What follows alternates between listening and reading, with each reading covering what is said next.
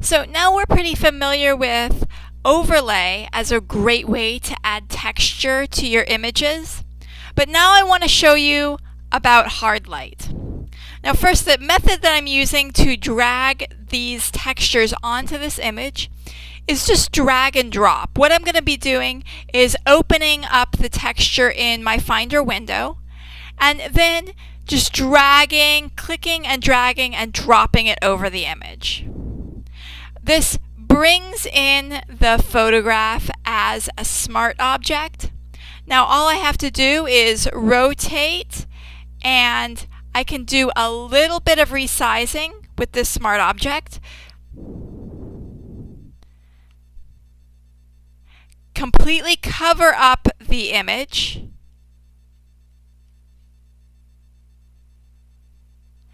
And now I can change the blending mode from normal to overlay.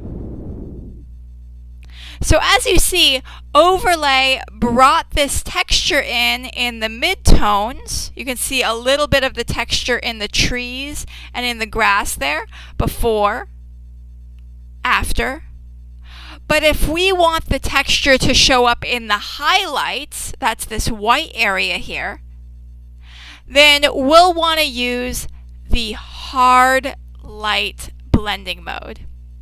So I'm going to change the blending mode from overlay to Hardlight. And now check this out. Now you can see the texture in the clouds and in the highlights. The cool thing is you can easily adjust this texture. The easiest way to do that is to rasterize this layer. Layer, rasterize, smart object, and then hit Command L. Command L is going to bring up the levels adjustment, and watch, now I can really easily increase the contrast of my texture. Now, this is a destructive editing technique. I'm applying the levels adjustment directly to this texture layer. So if my client comes to me and says, you know, I like the previous version where you didn't have that levels adjustment on the texture, well, I'm out of luck because I applied this levels adjustment directly to this texture. But if I want to work non-destructively, a good way to do that is to use the levels adjustment layer. That way I can change the levels, I can increase the contrast, add the texture, and then make a clipping mask by holding down the Alt or Option button and clicking on the line between levels 1 and the amber paper texture. The really cool thing about having this levels adjustment layer on a separate layer is that I can lower the opacity.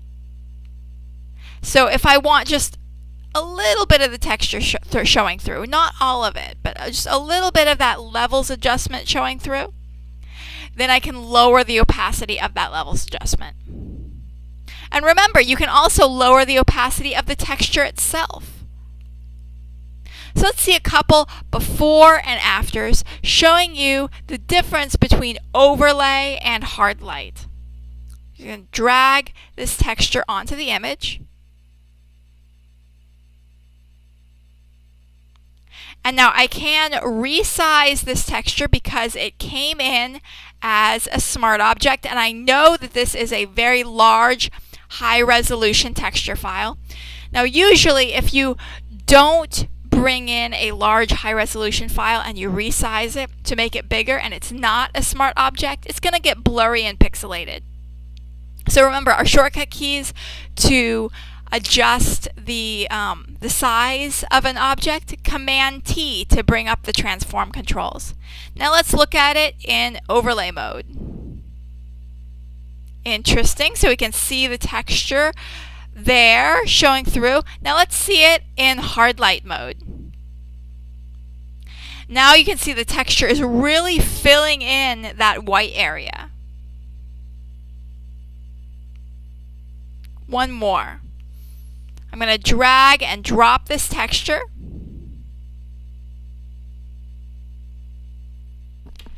I'm going to rotate it and resize it. You can hit Command T if your transform controls are not showing up.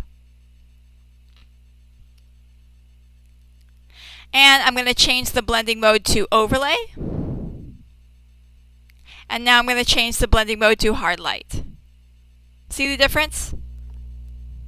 Okay, and remember, you can get so many different textures just from the world around you.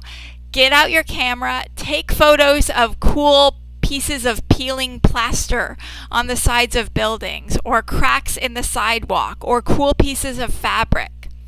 Save those photos on your computer and then desaturate them, make them all black and white.